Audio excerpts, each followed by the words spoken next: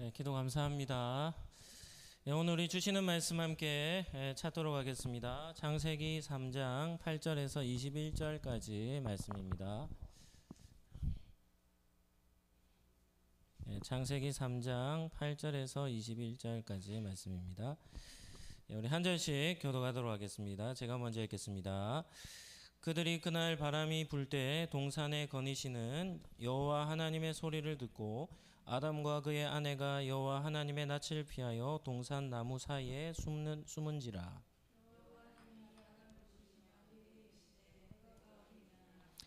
이르되 내가 동산에서 하나님의 소리를 듣고 내가 벗었으므로 두려워하여 숨었나이다.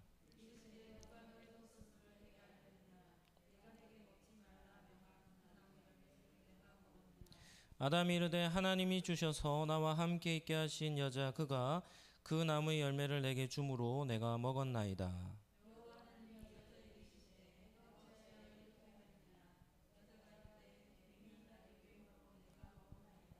여호와 하나님이 뱀에게 이르시되 네가 이렇게 하였으니 네가 모든 가축과 들의 모든 짐승보다 더욱 저주를 받아 배로 다니고 살아있는 동안 흙을 먹을지니라.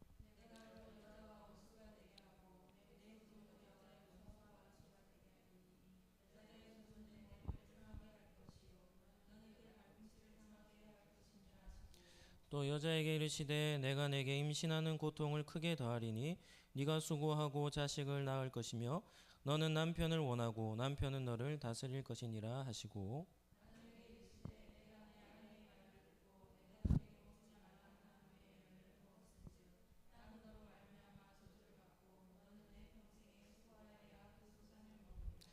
땅이 내게 가시덤불과 엉겅퀴를 낼 것이라. 네가 먹을 것은 밭의 채소인즉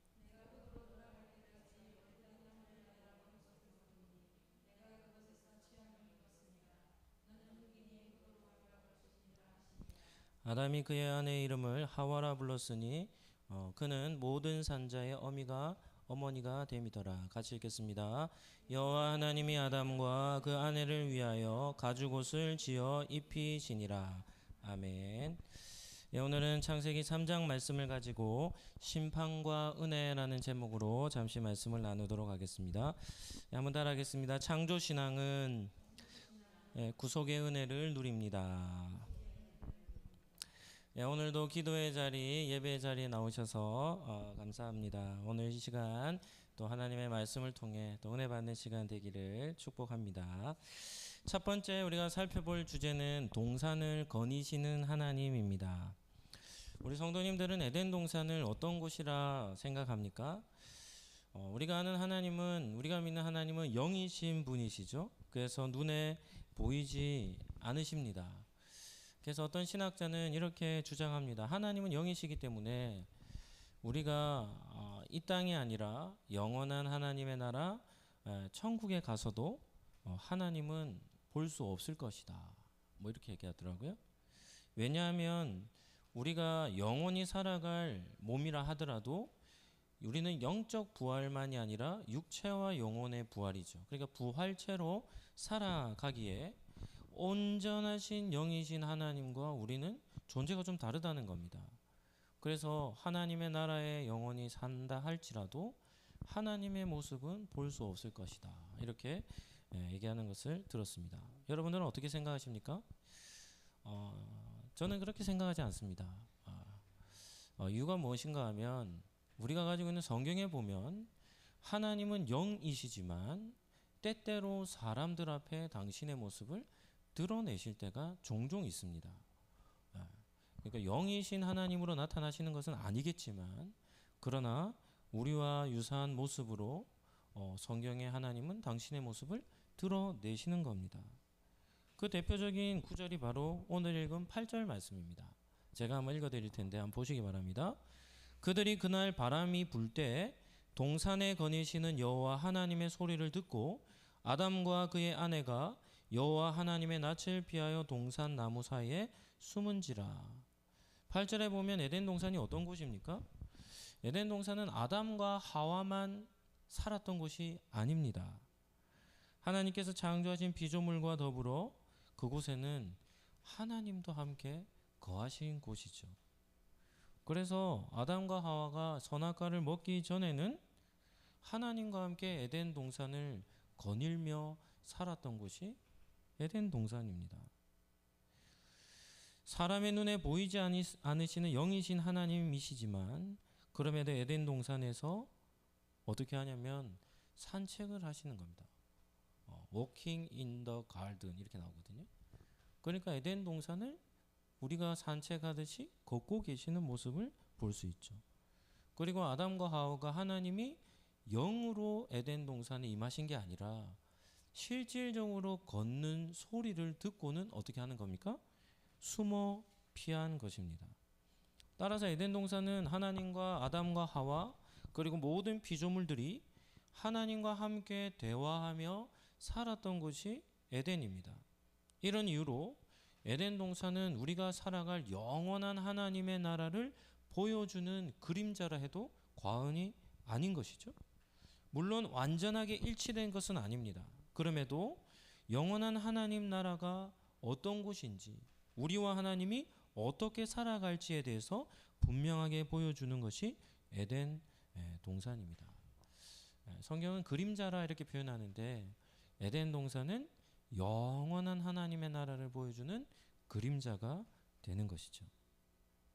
두 번째는 아담을 찾으시는 하나님입니다. 9절에 보시면 여호와 하나님이 아담을 부르시며 그에게 말합니다. 네가 어디 있느냐? 네가 어디 있느냐? 하나님은 아담을 찾으셨습니다. 아담과 하와가 선악과를 먹고 난 뒤에 하나님을 피하여 숨어 있었기 때문이죠. 이것이 바로 죄의 결과입니다. 아담과 하와는 단 한 번도 하나님과 거리를 둔 적이 없습니다. 하나님이 에덴에 오시면 함께 거닐며 대화하며 함께 지냈던 것이죠. 아주 친밀한 교제를 이루었던 것이 에덴 동산입니다. 그런데 불순종을 하고 죄를 짓게 되자 하나님께서 거니시는 소리만 듣고도 어떻게 하냐면 하나님을 피하여 숨어버린 것입니다. 하나님은 숨어있던 아담을 불러내셔서 당신 앞에 세우시죠. 여기서도 우리가 하나님과 아담과의 대화, 하나님과 하와와의 대화, 하나님과 뱀과의 대화가 나오지 않습니까? 이것은 하나님은 하나님의 나라에 계시고 보이지 않는 하나님의 나라에 계시고 이 땅에 있는 아담과 하와와 뱀에게 말씀하시는 게 아닙니다. 어떻게 말씀하시냐면 제가 지금 여러분과 함께 마주대하며 예배를 드리듯이 하나님이 아담과 하와와 뱀 앞에 서셔서 뭐 하시냐면 그들과 대화하고 계신 것이죠. 네가 어디 있느냐라는 첫 번째 하나님의 질문에 아담이 이렇게 대답합니다. 내가 벗었으므로 두려워하여 숨었습니다. 하나님께서 창조하셨을 때 없었던 두 가지 지식이 아담에게 생겨났음을 볼 수 있습니다. 첫 번째는 무엇인가 하면 인간관계의 깨어짐을 나타내는 벗었음에 대한 인식으로 인한 부끄러움입니다. 하나님이 처음 창조하셨을 때는 그런 부끄러움이 없었죠. 그런데 죄를 짓고 나자 아담과 하와가 각각 분리된 인격체로 나뉘어져 버린 겁니다. 그러니까 서로가 벗은 것을 알고 부끄럽게 여기는 것이죠. 두 번째는 하나님과의 관계가 깨어짐의 증거인 두려워함이라는 요소가 생겨버린 겁니다. 이것은 죄로 인해 발생한 두 가지 현실이었죠. 그 말을 들으시고 하나님이 다시금 두 번째 묻습니다. 누가 너의 벗었음을 내게 알렸느냐? 네가 벗고 있다는 것을 누가 알려주었느냐? 내가 내게 먹지 말라 명한 그 나무의 열매를 네가 먹었느냐? 라고 하나님이 두 번째 물으시는 것이죠. 이 두 번째 질문은 불순종과 관련된 것입니다. 네가 내 명령을 어겼느냐라고 하나님이 물으시는 것이죠. 많은 설교자들이 이 부분을 이렇게 해석합니다. 하나님은 아담으로 하여금 자신의 죄를 고백하도록 할 기회를 주셨다는 겁니다. 뭐 좋은 해석이라고 볼 수 있죠. 왜냐하면 죄에 대한 진실한 고백이 죄 사함을 받는 방법이기 때문입니다. 요한일서 1장 9절에서 10절 말씀입니다. 우리가 잘 아는 말씀인데요. 우리 말씀 한번 띄워주시겠습니까? 네, 우리 같이 한번 제가 한번 읽어드리도록 하겠습니다. 만일 우리가 우리 죄를 자백하면 하나님은 미쁘시고 의로우사 우리 죄를 사하시며 우리의 모든 불의에서 깨끗하게 하실 것이요 만일 우리가 범죄하지 아니하였다 하면 하나님을 거짓말하는 이로 만드는 것이니 또한 그의 말씀이 우리 속에 있지 아니하니라. 진실한 죄에 대한 고백이 죄 사함을 받는 그런 출발점이 된다는 것을 알 수 있죠. 하나님은 아담에게 불순종하였느냐, 네가 내 명령을 어겼느냐라고 물을 때 아담은 어떻게 대답하냐면 아담은 최악의 대답을 하나님께 하게 됩니다. 아담과 하와가 지은 죄는 온 인류를 영원한 죽음으로 몰아넣는 무서운 결과를 낳았을 뿐만이 아니라 구차한 변명과 책임 전가로 인해 최악의 선택을 하도록 만든 것이죠. 아담의 대답에서 우리는 죄가 얼마나 사람을 비참하고 비굴한 존재로 만드는지를 발견할 수 있습니다. 아담은 자기가 지은 죄를 두 대상에게 다 넘겨버립니다. 먼저는 하나님께 넘겨버리죠. 하나님이 주셔서 나와 함께 있게 하신 여자, 내가 달라 안 했잖아요. 이런 거. 네. 하나님이 주셔서 나와 함께한 그 여자, 그 여자가 그 여자 때문에 제가 그 열매를 먹었습니다 라고 해서 그의 책임을 하나님께도 전가시키고, 두 번째는 하와에게도 모든 책임을 다 넘겨버리죠. 하와는 아담에게 어떤 존재입니까? 가장 큰 축복 아닙니까? 자기에게는 없어서는 안 될 그런 모든 피조물 중에 가장 특별한 존재가 하와가 아닙니까? 그런데 그 하와에게 자신의 죄를 넘겨버리는 겁니다. 엄청난 비굴한 모습이죠. 불순종의 결과가 죽음입니다. 그렇죠. 하나님께서 반드시 죽으리라 말씀하셨기 때문에 불순종의 결과가 영원한 죽음, 반드시 죽는 죽음인데 죄에 대해서 하나님이 물으시니까 저 여자 때문에 제가 먹었습니다 해서 불순종의 그 대가 결과를 누구에게 넘기는 겁니까? 하와에게 넘겨버리고 마치 자신은 죄가 없는 것처럼 대답을 하는 것입니다. 이것이 바로 죄가 우리에게 주는 비참한 모습인 것이죠. 하나님의 입장에서 볼 때 아담의 대답은 최악이었습니다. 그는 자신이 지은 죄에 대해서 하나님과 하와에게 모든 책임을 증가시키며 자신은 마치 무죄한 자인 것처럼 대답을 했기 때문입니다. 그런데 이러한 아담의 태도는 하와에게도 그대로 나타나죠. 하와 역시 자신의 지은 죄를 뱀에게 전가시키는 겁니다. 이것이 바로 죄가 우리의 인격에 끼치는 막대한 영향력이죠. 피해이죠.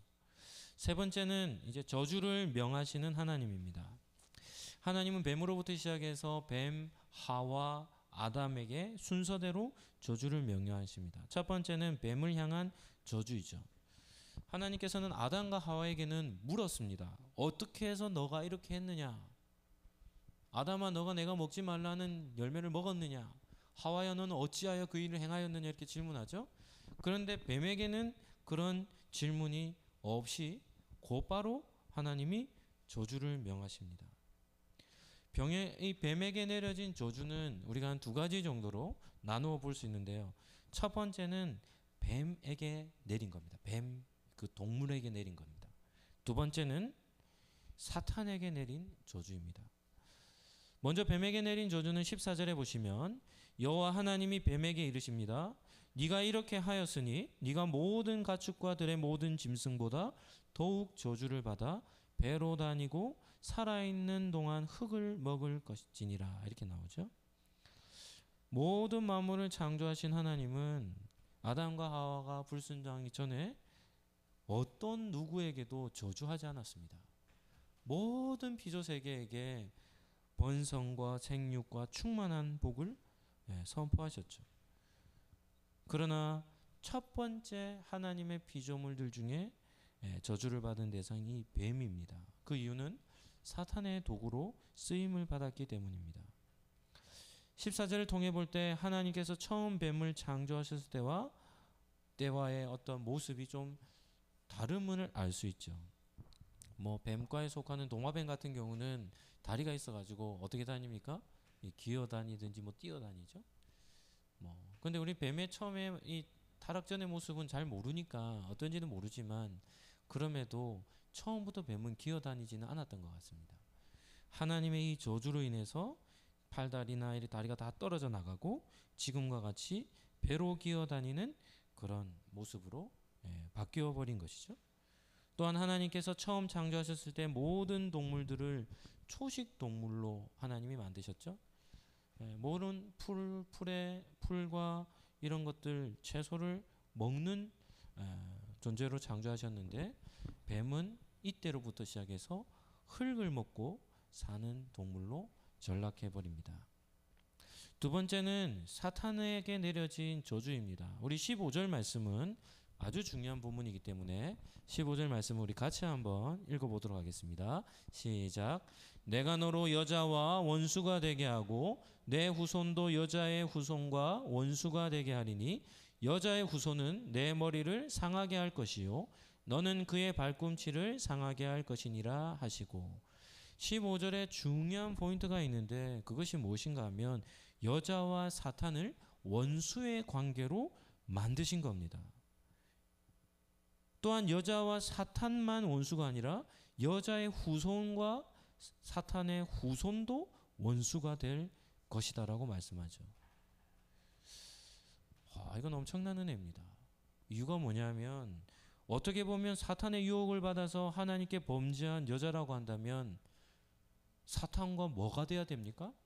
같은 편이 돼야 되지 않겠습니까? 같은 부류로 취급을 받아야 되지 않겠습니까? 그런데 하나님은 사탄의 유혹으로 넘어가 죄를 범한 여자를 사탄과 같은 부류로 두신 것이 아니라 사탄과 여자를 무슨 관계로요? 원수지간으로 하나님이 만드신 것이죠. 이것은 엄청난 은혜입니다. 엄청난 은혜죠. 하지만 사탄과 원수로 지내는 대상은 우리가 알다시피 제한적입니다. 대부분의 사람들은 다 사탄 아래 죄의 권세 아래서 살아가죠. 그러니까 사탄과 원수가 되는 관계는 오로지 누구만입니까? 예수님을 믿는 성도만이 사탄과 원수로 살아갈 수 있는 겁니다. 또한 하나님은 사탄에게 완전한 파멸을 예고하시죠. 단지 사탄과 여자가만 원수지간이 된 것이 아니라 삼은 것이 아니라 장차 이 땅에 오게 될 여자의 후손으로 인해 사탄의 머리가 박살날 것이라고 말씀하신 겁니다. 여기서도 우리가 또 한 가지 개념 정리를 해야 될 게 있습니다. 그게 뭔가 하면 그렇다면 사탄의 후손은 무엇이고 여자의 후손은 무슨 의미인가 하는 겁니다. 한번 생각해 보시죠. 사탄의 후손이라고 한다면 사탄도 이 땅에 사는 생명체들과 함께 비슷하게 사탄도 남녀가 있고 결혼을 하여서 자신의 자녀들을 생산하며 이렇게 대를 잇는다는 의미겠습니까? 여기서 말하는 사탄의 후손은 그런 개념이 아닙니다. 사탄의 후손이라는 것은 사탄에게 속한 모든 세력을 뜻하는 겁니다. 인류 역사를 보면 시대마다 정말 세상을 깜짝 놀라게 만드는 악인들이 있습니다. 특히나 인류를 대량 학살하는 사람들이 있죠. 한 나라와 민족에게 씻을 수 없는 상처와 고통을 남기는 그런 사람들이 있습니다. 이런 사람들은 하나님의 입장에서 볼 때 어떤 사람이겠습니까? 이런 사람들은 기대할 게 하나도 없습니다. 우리가 믿는 하나님은 천하보다 무엇을 더 귀하게 여깁니까? 한 사람의 생명을 더 귀하게 여깁니다. 하나님은 한 사람의 생명의 가치를 천하보다 귀하게 여기십니다. 그런데 그렇게 귀하게 여기시는 한 사람이 아니라 수만 명, 수십만 명, 수백만 명의 사람들을 다 학살하는 사람들이라고 한다면 그런 사람들은 도대체 얼마나 큰 악을 지은 사람들이겠습니까? 그러니까 이렇게 상상할 수 없이 큰 죄를 짓는 사람들을 사탄의 후손이라 볼 수 있는 것이죠. 그런 일을 행하는 모든 세력들이 사탄의 후손이라 이렇게 이해하시면 됩니다. 또 다른 하나의 개념은 무엇인가 하면 여자의 후손입니다. 여자의 후손. 좀 낯선 표현이 아닙니까? 인류 역사에 보면 대부분의 혈통은 누구 중심으로 이어지죠? 네, 남자 중심이죠. 성경도 마찬가지고 우리나라도 마찬가지고 미국 같은 경우는 결혼을 하면 남자의 성으로 바꿉니다. 그러니까 남자의 혈통으로 들어가는 거죠. 그러니까 보통 일반적으로 보면 대부분 혈통은 남성 중심으로 이렇게 이어집니다. 성경도 아브라함의 자손 이렇게 표현하죠. 그러니까 남자 중심의 이런 혈통을 성경도 기록하고 있죠. 예전에도 말씀드렸지만 이런 표현들이 남성 우월 사상을 성경이 주장한다 이렇게까지 볼 필요는 없습니다. 그런 것이 아니죠. 오늘도 보면 하와와 아담과 하와의 타락 이후에 하나님이 두 사람의 질서를 잡아주는 겁니다. 질서를. 그래서 가정의 대표는 누가 되는 겁니까? 남자가 되기 때문에 그렇게 남성 중심으로 기록을 하는 것이죠. 그런데 15절에 보면 어떻게 기록을 하고 있습니까? 여자의 후손이라 이렇게 나옵니다. 여자의 후손. 질문해 보죠. 그럼 여자의 후손이란 말은 무슨 뜻입니까? 여기서 말하는 여자의 후손이라는 개념은 우리가 이해를 잘 해야 합니다. 어떤 뜻인가 하면 여자만으로 자녀를 낳는 후손을 얘기하는 겁니다. 남자의 개입이 없이 여자만으로 태어나는 후손입니다. 왜냐하면 남자와의 관계 속에서 태어나면 그 자식은 누구에게 속하게 됩니까? 남자에게 속하게 되는 거죠. 그렇다면 이런 일이 가능하겠습니까? 상식적으로는 불가능합니다. 여기서 우리는 이러한 말씀을 하시는 하나님의 뜻과 계획을 깨달아야 합니다. 창세기 3장 15절은 별명이 붙여져 있는 절입니다. 어떤 별명입니까? 신학적인 별명인데요. 원시복음이라 들어보셨습니까? 원시복음, 원시인 이런 뜻이에요. 가장 하나님이 성경에서 구원의 계시를 제일 먼저 언급하신 본문이 바로 창세기 3장 15절입니다. 인류 역사 속에서 최초로 복음의 메시지가 선포된 말씀이 바로 3장 15절이죠. 이것도 은혜입니다. 하나님은 지금 사탄의 심판, 사탄의 멸망을 하나님이 말씀하시죠. 그런데 사탄의 멸망과 더불어 인류를 구원할 방법을 하나님이 계시하시는 겁니다. 모든 인류를 구원할 방법, 온 인류를 구원할 방법이 무엇인가 하면 여자의 후손이라는 겁니다. 인류 역사 속에서 여자의 후손으로 태어난 사건은 단 한 번밖에 없었죠. 여자의 후손으로 출생한 사건은 한 번밖에 없었습니다. 누구의 출생입니까? 예수님의 출생이죠. 예수님의 출생. 처녀 마리아의 몸에서 잉태되셔서 여자의 후손으로 오신 예수 그리스도. 그러니까 창세기 3장 15절에 여자의 후손은 뱀의 머리를 박살낼 분으로 뱀에게 심판을, 뱀의 완전한 패배를 시킬 후손일 뿐만이 아니라 인류를 구원해낼 그리스도 메시아임을 우리는 알 수 있는 것입니다. 로마서 8장 1절 2절 말씀입니다. 로마서 8장 1절 2절 말씀. 한번 띄워주시죠. 제가 한번 읽어드리겠습니다. 그러므로 이제 그리스도 예수 안에 있는 자에게는 결코 정죄함이 없나니 이는 그리스도 예수 안에 있는 생명의 성령의 법이 죄와 사망의 법에서 너를 해방하였습니다. 예수님이 이 땅에 오셔서 부활하신 그 사건이 무슨 사건입니까? 사탄의 머리를 완전히 박살내는, 사탄의 멸망을 시키는 사건이 예수님의 부활 사건이죠. 하나님은 사탄을 향하여 심판의 메시지를 전하시는 그 가운데 인류를 구원하시고자 하시는 거룩한 계획을 보여 계시를 하신 것입니다. 두 번째는 하와를 향한 저주입니다. 우리 16절 말씀을 한번 보실까요? 또 여자에게 이르시되 내가 내게 임신하는 고통을 크게 더하리니 네가 수고하고 자식을 낳을 것이며 너는 남편을 원하고 남편은 너를 다스릴 것이니라. 여자를 향한 메시지도 두 가지입니다. 첫 번째는 임신하여 출산하는 고통을 더하신다는 겁니다. 저도 우리 아이가 셋이 있지만 아빠와 엄마는 다른 것 같습니다. 아빠와 엄마는. 네. 저는 항상 그렇게 얘기합니다. 엄마만 위대하다고 얘기합니다. 네, 아빠는 하나도 안 위대하다고 얘기하죠. 네. 아빠가 아무리 노력을 한데도 아이들에게 있어서의 엄마만큼은 이루지 못하는 것 같습니다. 그 이유는 모든 어머니들은 자녀의 출산에 있어서 엄청난 고통을 겪으며 자녀를 낳기 때문입니다. 그러나 성경에도 기록되어 있듯이 그러나 자녀의 출산의 고통은 무엇을 하면 잊혀집니까? 고통 속에서 아이를 낳아 그 생명을 품에 안으면 그 고통이 큰 고통이라 할지라도 잊혀지는 것이죠. 하나님은 하와의 죄에 있어서 첫 번째는 출산의 고통, 큰 고통을 더한다라고 말씀하십니다. 그럼에도 그 고통 가운데 너무나도 중요한 생명을 얻는 기쁨, 그 은혜를 여자들에게 허락하신 것이죠.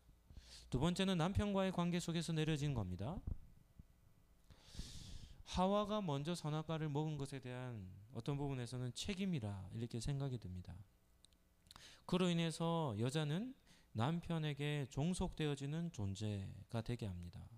너는 남편을 원하게 될 것이다 라는 말은 남편을 의지하며 살게 될 것이다 라는 의미고, 남편은 너를 다스릴 것이다 라는 말은 가정의 대표는 남편이 될 것이고 가장의 아래에서 아내는 머물러 살 것임을 얘기하는 것이죠. 이런 것들도 남성 우월주의를 얘기하는 것은 아닙니다. 왜냐하면 신약 성경에 보면 교회와 예수님과의 관계를 어떻게 비유하냐면 남편과 아내와의 관계로 비유합니다. 교회의 머리는 누구이시죠? 예수님이시고 몸인 교회는 어떻게 되는 겁니까? 예수님의 신부가 되는 겁니다.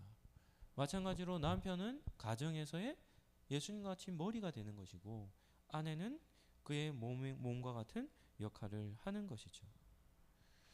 그래서 남자와 여자를 사랑하는 방법은 다릅니다. 여자 같은 경우는 연약하기 때문에 소중하게 대하는 겁니다. 소중하게. 약하기 때문에 소중하게 대하는 것이 여자를 사랑하는 방법이고, 여자가 남자를 사랑하는 방법은 머리이기 때문에 존중하는 겁니다. 존중하는 겁니다. 그래서 심리학, 저는 이제 교육학을 공부하다 보니까 심리학이나 상담학을 가르치시는 교수님이 최고의 아내는 그런 아내라더라고요. 남편이 앞에서 무슨 일을 하고 내려올 때면 그 남편을 향하여 한 가지만 해주면 된답니다. 이거 참 꿀팁인데 제가 어떻게 하냐면 남편을 향하여 이렇게만 해주랍니다. 이렇게만. 그렇게만 하면 남자가 공중에 떠다니는 것 같은 기분을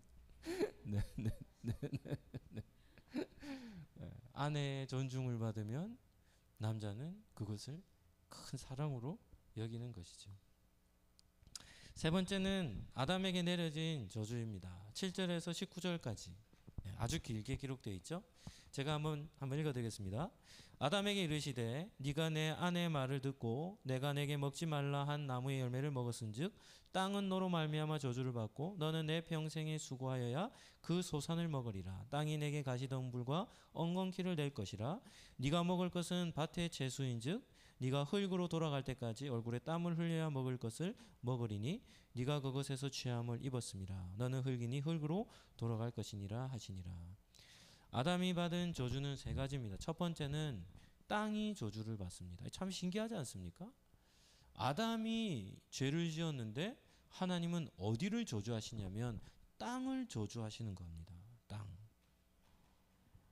우리가 살아가고 있는 환경으로 주어진 이 땅은 하나님께서 처음 창조하셨을 때와의 좀 차이가 있을 것입니다. 왜냐하면 에덴 동산에서 쫓겨나면서부터 아담과 하와가 살게 될 땅에서는 무엇이 올라오기 시작했냐면 가시덩굴과 엉겅퀴가 땅을 뒤덮었기 때문입니다.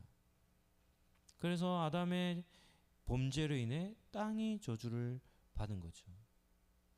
그러니까 이렇게 생각 한번 해보시죠. 에덴 동산에서 쫓겨나서 아담과 하와가 산다. 절망 그 자체 아니겠습니까? 절망 그 자체.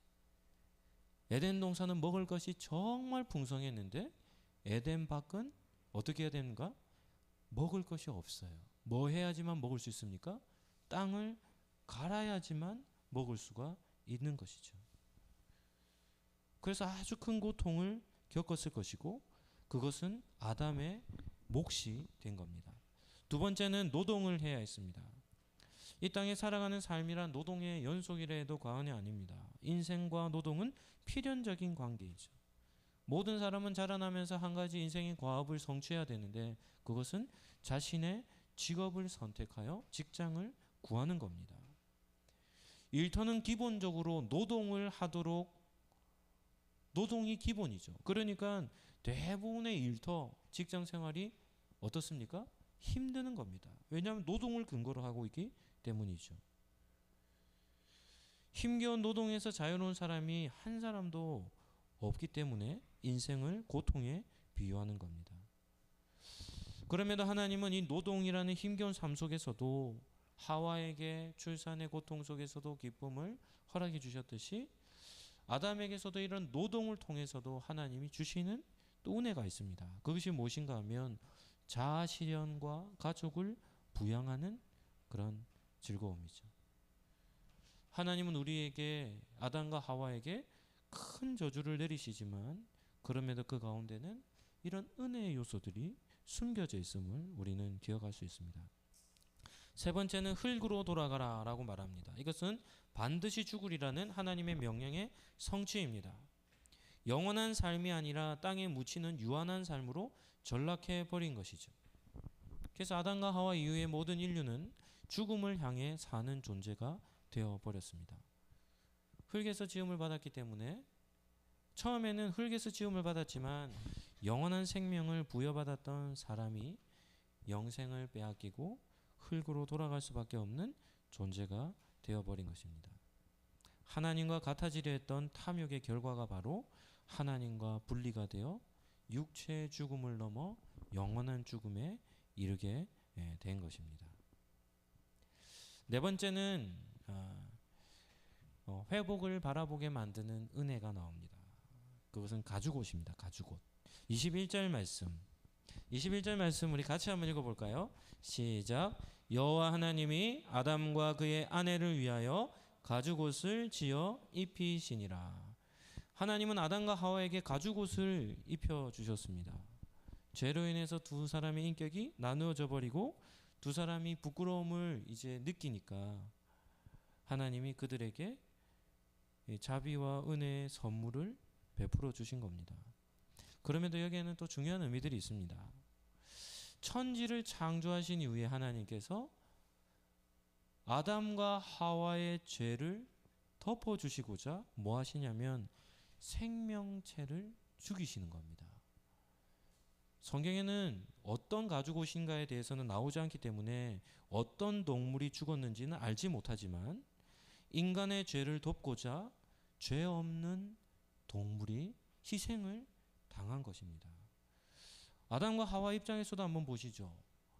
아담과 하와는 이때까지 죽은 모습을 한 번도 본 적이 없습니다. 그렇겠죠? 그런데 죽임을 당한 동물을 보는 것만으로도 충격이 아니었겠습니까? 또한 아담과 하와는 자신들에게 내려진 형벌이 저러한 죽음이라는 것을 아마 간접적으로 체험했을 것입니다. 그리고 그러한 자신들의 죄를 덮어주시고자 하시는 하나님의 은혜, 그 자비 또한 경험을 하게 된 것입니다. 말씀을 정리하도록 하겠습니다. 성도는 죄에 대해서 분명한 이해를 가지고 있어야 합니다. 죄는 어떤 의미입니까? 죄는 사소한 이런 죄도 있을 수 있지만 창세기 3장에 나오는 죄는 어떤 죄입니까? 하나님의 명령과 권위에 적극적으로 도전한 겁니다. 하나님과 같아지려 한 죄죠. 창조주, 피조물이 창조주의 자리에 오르고자 하는 아주 이 탐욕스러운 것으로 인한 지은 반역입니다. 그러니까 하나님이 보시기에 정말 배은망덕한 것이죠. 하나님의 권위에 도전한 것이 바로 죄입니다. 오늘 우리가 읽은 본문에서는 인류 역사상 최초의 재판소가 나오죠. 최초의 재판이 기록되어 있죠. 하나님 앞에서 아담과 하와와 뱀이 무서운 심판을 받는 겁니다. 그럼에도 아담과 하와에게는 영원한 죽음이라는 판결 가운데 생명의 길을 여시는 하나님의 손길도 우리는 볼 수 있는 겁니다. 오늘 말씀을 듣는 우리 성도님들은 오늘 성경에서 어떤 부분에서 은혜가 됩니까? 오늘 본문에도 다양한 은혜의 요소들이 있습니다. 여자의 태를 통해 사단의 권세를 멸하실, 또 인류를 구원할 구원자를 보내주시겠다라는 그런 약속의 말씀. 깨어진 부부관계임에도 불구하고 남편과 아내 관계를 회복시키셔서 부부관계의 질서를 잡아주시는 하나님의 손길. 생명체를 죽이면서까지 아담과 하와의 죄를 덮어주시는 그런 하나님의 은혜. 이런 다양한 은혜들이 오늘 본문에서도 우리는 확인할 수 있는 것이죠. 우리 창조주 하나님은 우리가 하나님 앞에서 범죄할 때마다 우리 자신에게, 우리 스스로도, 우리에게도 진실한 죄의 고백을 원하십니다. 그것이 바로 죄사함으로 나아가는 과정이기 때문이죠. 또한 우리의 죄를 덮어주시는 은혜, 죄에서 살 길을 열어주시는 그런 은혜를 지금도 하나님은 우리에게 베풀어 주시는 것입니다. 원죄에 대한 재판의 말씀을 통해서 예수 그리스도의 은혜, 십자가의 은혜를 기억하시고 또 우리에게 영원한 죽음밖에 이룰 수 없는 우리에게 영원한 생명의 길을 허락해 주신 하나님께 감사와 영광을 돌리시기를 예수님의 이름으로 축복합니다. 한번 따라하도록 하겠습니다. 창조신앙은 구원의 은혜를 풍성하게 합니다.